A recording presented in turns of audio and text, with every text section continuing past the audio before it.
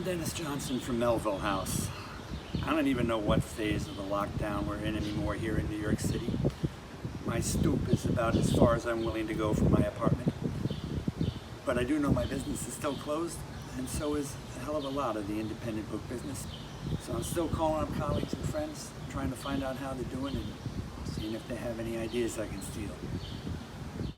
Okay, I'm speaking today with the team, the brain trust behind the industry's leading trade magazine for indie books, publishers, and particularly bookstores, Shelf Awareness. And they are Jenn Risko, who is the co-founder and publisher, John Mutter, who is the other co-founder, and he's the editor-in-chief, and Bob Gray, who is an editor and a columnist for Shelf. You've no doubt read his columns. He's basically a bookstore correspondent, a wandering bookstore correspondent, making you feel like you're in America's great indie bookstores and seeing what's really going on from the inside. So welcome, guys. It's really an honor and a pleasure to see you all looking basically the same as the last time I saw you, which I think was Winter Institute. January. Right? Yeah, January. Boy, it seems like a lifetime ago, doesn't it? But it's good to see everybody. And I have to say, Shelf to me seems to have become even more important a publication than it was before. Really a kind of a lifeline for indie booksellers in particular to see who's making it, how they're making it, to hear their stories. So some really great work going on, but also this may be the worst moment for media companies and publications in my lifetime. Jen, as publisher, how's it going for Shelf? Business-wise, we're doing okay, which, is shocking considering, I don't know, I read a statistic in Ad Age just yesterday that said most ad agencies are planning to be 75% down. Yeah. I mean, it's just shocking. So we are trending nowhere near that. We have, when this first went down, we had a few publishers cancel some ads, and then the bulk of the publishers would push their ads to the fall because they pushed so many of their big books to the fall. And now we see a little bit of budget cuts here and there, but we're incredibly lucky in this way. I mean, I think there's a little softness in particular in pro because I think the publishers are thinking, oh, do I need to market my book to a bookseller if they're not, really facing the customers in their stores? But I mean, I would say that this might be one of the most, important times ever to get your book into the hands of a bookseller because they'll be either selling online or curbside or in their stores shortly enough. So I suppose there's an argument to be made that ads might be more important than ever for publishers as media is shutting down elsewhere and we're getting less coverage for books. Those ads may be more important. I mean, John, how many books are published every day? You know this. Oh, you give me this quiz question. And, oh, sorry, we said no math. Sorry. Yeah. Thousands. Thousands. Right. So, thousands of books are being still published every day. How do you make yours shine? How do you make yours stand out? I mean, and especially with the surgence of self, I can't say self, I always say shelf because of shelf awareness, but because of self-publishing, there's just so many books being published. So how is yours going to stand out? And, it's not like people are not reading now, right? We're reading like crazy now. They are. And we're seeing the numbers kind of sustain, equal up to last year even, which is amazing to me. John, what a time to be covering your beat right now. Stores in despair, stores closing, other stores just putting on heroic efforts. What's it like covering the independent book trade right now? Well, I've been covering independent bookstores for several decades now, and there's never been anything like this. I mean, there's been traumatic periods, but it's more of a general thing, and it's not so threatening. Yeah. And so for us, it's just I liken it to, you know, going to a show like Winter Institute or Book Expo, doing intensive coverage for 3, 4, 5 days. And unlike at the shows, you can, you know, you finish, you take a break, you retain your sanity then, and then you go back to normal. Now it's like covering a show. Well, now it's pushing about 3 months. There just seems to be no let up. It's like the tsunami of news, Yeah. and there's stuff that just continues and continues and continues. So it's been really stressful, and there's also a you know, the kind of stories we're doing, there is some change in them. Like in the beginning, you know, I remember the first couple stores that closed, you know, we highlighted them and made a big deal about it. Then everybody pretty much closed. Right. Then we started doing, you know, stores opening, how people are dealing with all this. But it's, even though some of the focus is changing, it's still this sort of wave of every day, so much news, you know. And not that long ago, like you know, sometimes Bob and I would be scrounging around trying to find news stories for the next morning's issue, you know, and there's nothing like that anymore. It's more like, Right. well, we've got 12 stories, which 7 should we run and which ones should we save? And that's more what and it's more like, it feels like even on the weekends, I'm doing a lot more work than I used to do. Yeah. Not that I was totally off on the weekends, but it's just an awful lot of work. Yeah.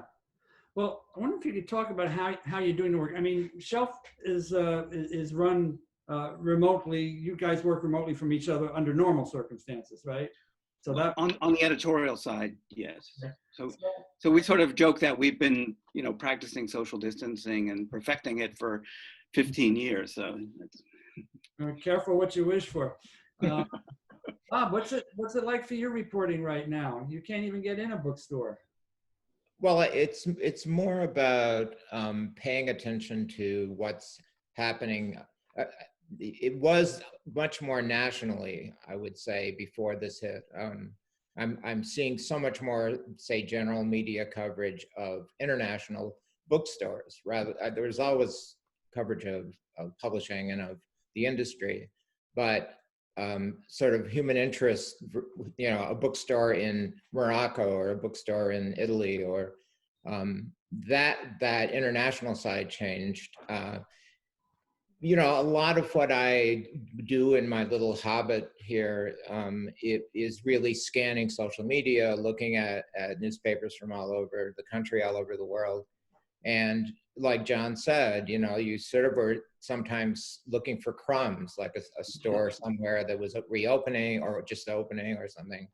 And now it's a combination of all of these general media people discovering bookstores are newsworthy because of what they're doing in the face of COVID, but also there's a wide expanse of restrictions of what's Wisconsin doing today, and how is a bookseller there handling what's happening in Wisconsin versus somebody in Arkansas, and especially with social media, it's fascinating to see. I'll have something put together in the afternoon and go back in the evening, and the rules have changed. Right. I've noticed some very delicate language concerning booksellers in places where face masks are political badges of some kind. It seems like that's been a new kind of area of sensitive reporting for you guys. Are there other things like that are kind of surprisingly touchy matters now? I will say that just thinking today, because a lot of stores opened Monday. A lot of states had a June 1st reopening phase, whatever phase that particular state was in. And The masks are one part of what has become a constant monitoring of human interaction. How do people react to only allowing 6 people in a store at a time? If 6 people are in there and 3 of them are family, why can't I go in? Because they're together. There isn't that a unit? You know, there's a certain debate about everything is about the rule. Like, here's the rule, and why am I being excluded? Right. It's madness, isn't it? It's interesting. Interesting madness, yes. And the way a car crash is interesting. Yeah. Well, you still look when you drive by, though. There you go. What are you hearing from your readers about your reporting? Either of the 2 writers.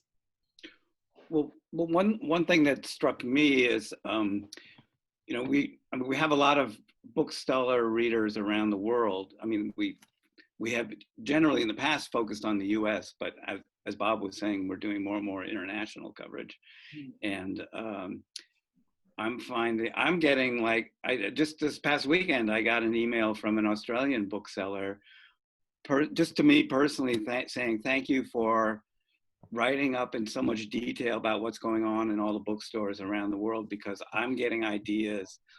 Our situation is different in certain ways, but in other ways it's very similar.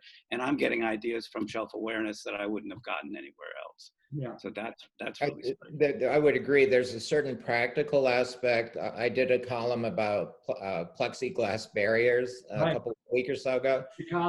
And I got a significant amount of mail from booksellers saying, you know, I'm so glad to see what it looks like. Like, I keep reading about plexiglass barriers, but being able to link out to booksellers or see photos of how they're actually putting these things in place.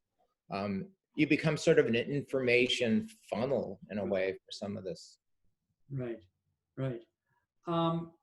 Jen, Yeah.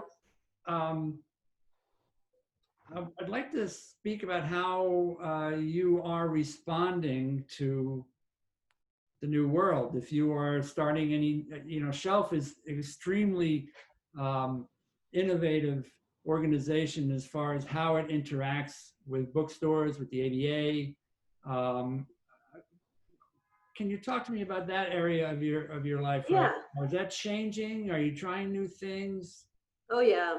I mean, almost everyone that works at the Shelf has worked in a bookstore. So we're all kind of, meta scrambling our brains, trying to figure out the best way that we can help our bookstores, our indies and our publishers sell more books. I can say that a while ago, if you recall, I think it was the Winter Institute before last, there was a lot of buzz going on about pre-orders. Yeah. And the Shelf, we took it to task and started to figure out how we could help the independent booksellers with pre-orders. And we had been working on this product for a while, but once the pandemic hit, we ratcheted up to release it as soon as possible. Our thinking was that, if we can help the indies, start getting pre-order sales. First, that's a new bucket of money for them. And I can't think of a better time to, have them get new money. And 2, not that you'll enjoy this at all, Dennis, but it does probably take some sales away from Amazon, which, bonus, I don't know, kind of fun. Well, that's what pre-orders used to be all about, right? Was publishers were wanting to get the Amazon pre-orders up so that on publication day, you have this quick, large sale when that goes live. And that's right, for the Times reporting, right. Exactly, but you were smart enough to realize what maybe the publishers didn't, which was that those pre-orders can come from anywhere. That's right. And this has been a process of just teaching the consumers of indie bookstores and possibly just book readers everywhere that, that Stephen King that they wait for all year round, they can just as easily get it from their neighborhood bookstore. And that will be a message that we have a free product now that will help the independent bookstores bring that message home. We could already see that it's selling books for them. We've never had a product more quickly adopted by the book industry ever. So we just launched this the month before last, and now we've got 77 stores and like 410,000 bookstore customers that read it, so. That's terrific.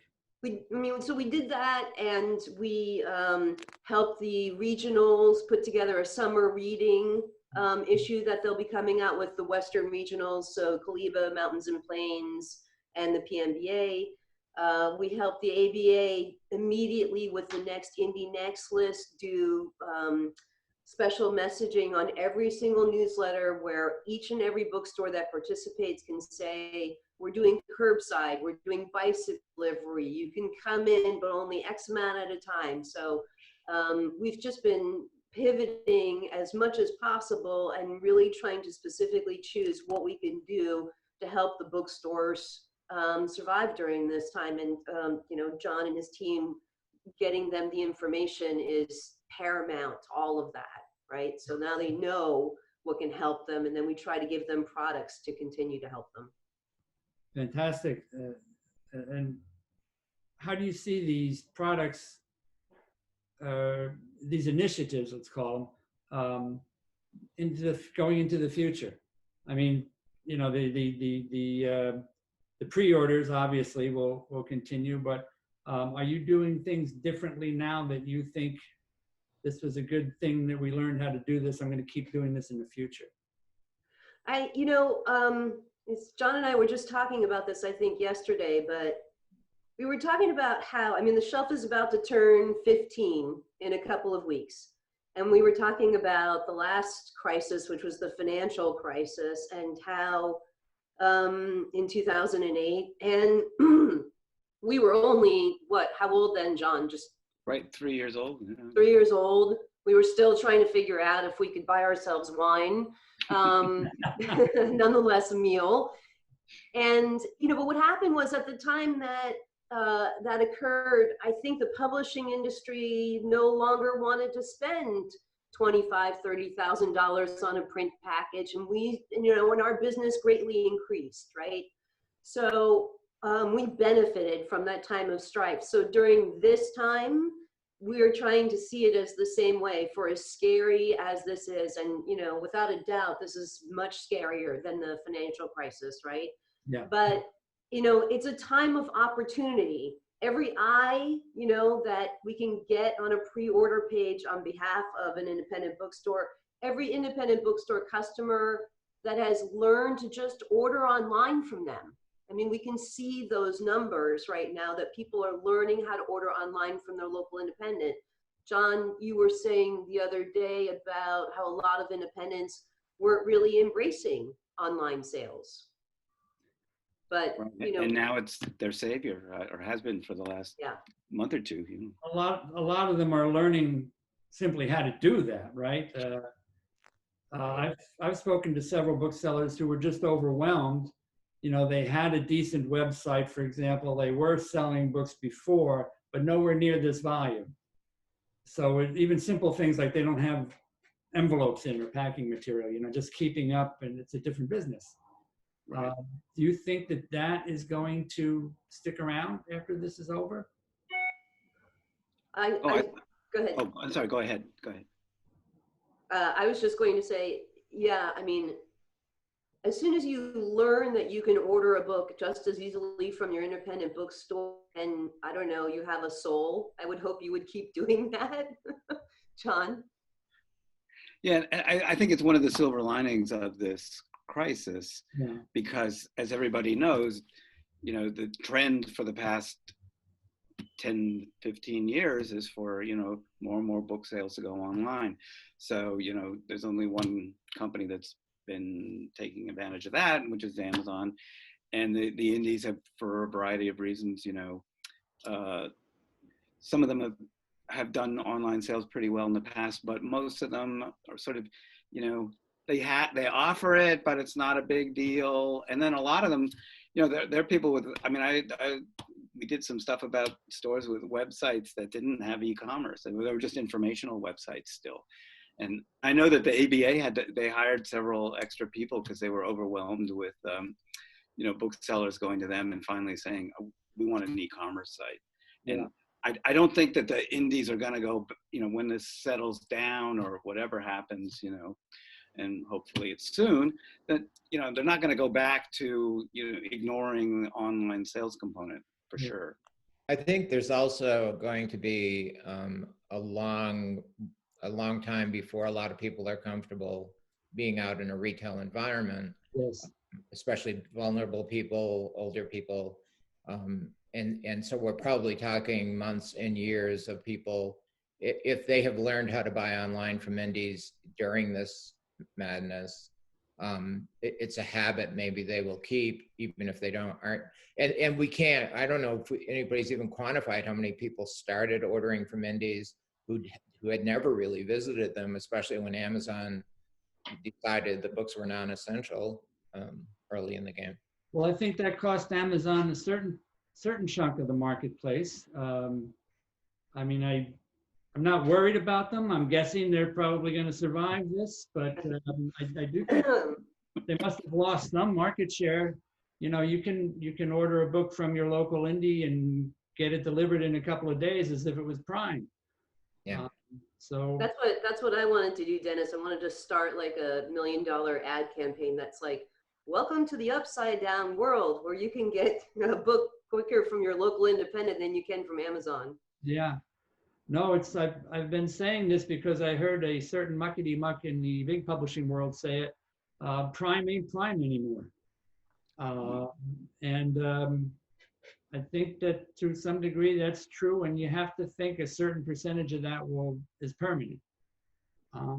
There's also been, I mean, again and again, I've seen indies reporting that they're selling a ton of backlist. When it got hard to get friendless titles, people were, hand selling was working in an online environment for them.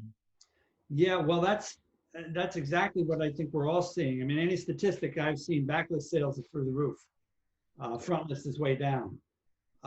Fiction is up. It's like a flip of the last couple of years.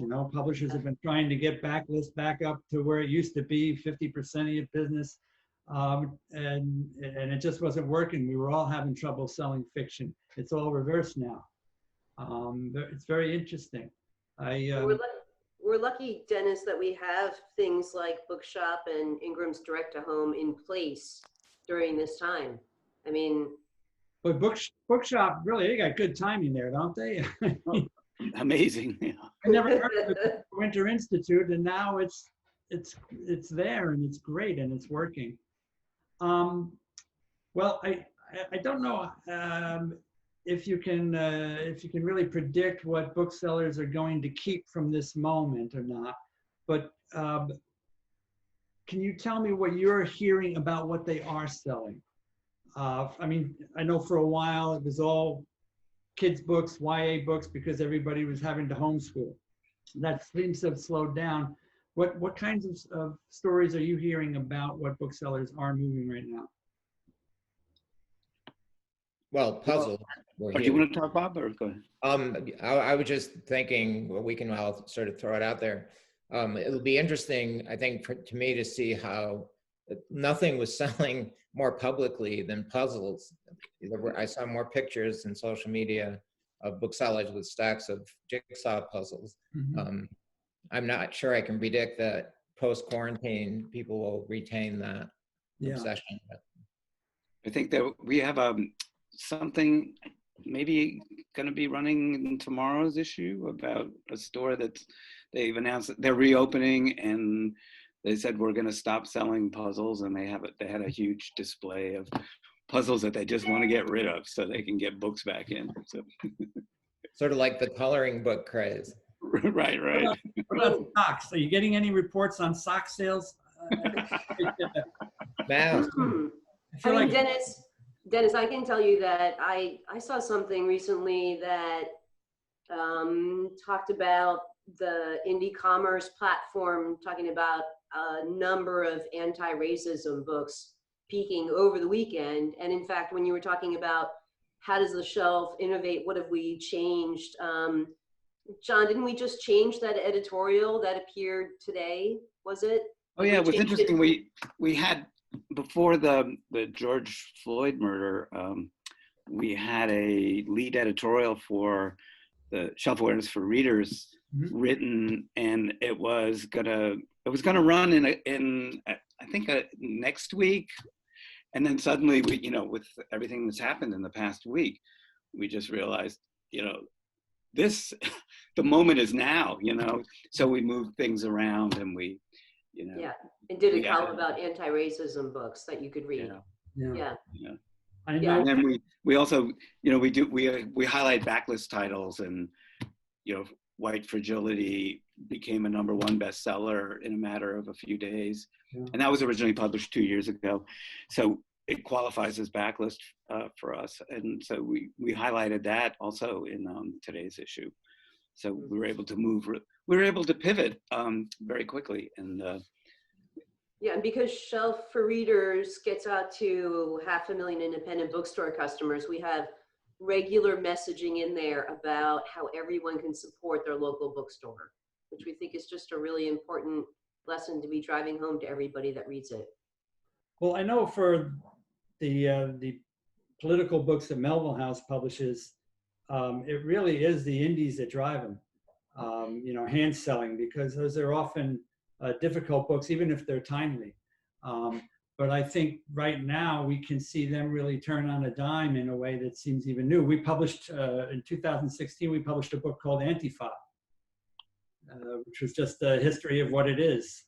It exploded yesterday, just exploded. And the author was on every television show, and that's that's a 4-year-old book now. And I really feel like that things are kind of reversed. The industry, you know, that wasn't the publisher going out and getting the publicity. That was something happening that booksellers said, oh, I've got the title for that. And booksellers with good depth of memory, you know, for backlist. I guess the last area for you guys that I want to talk about is just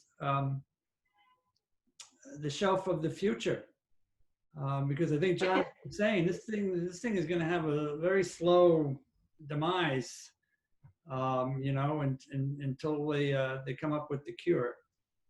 Maybe even then it'll be slow. So you know, you're doing different things now. Some of them are working. You're going to keep them.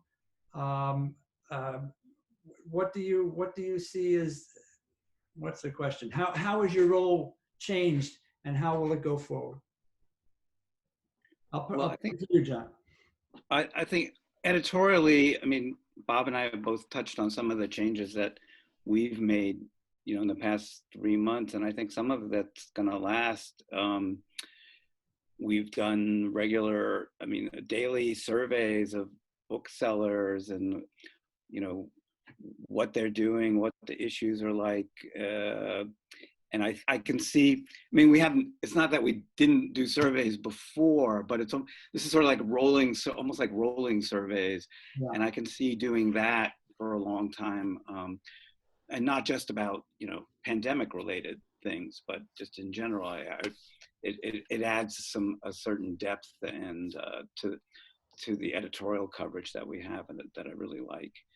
I think in a similar vein, we have traditionally covered individual stores in stories a lot of times. A store is opening, or a store is moving, or one of the things that I think has been really good, in a very bad time, is looking at an issue or a thing with the perspective of several stores in the same article.